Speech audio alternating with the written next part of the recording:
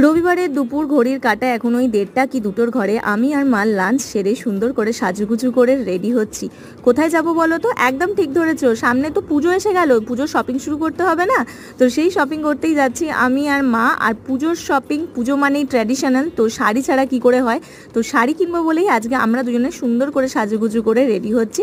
আর শাড়ি কিনতে কোথায় যাচ্ছি বলো তো? ওই যে বহুদিন ধরে ফেসবুকে ভিডিও দেখছি, আর আমার তো আছে ফেসবুকের ভিডিও দেখে কিছু পছন্দ হলে আমাকে ওখানটা যেতেই হবে।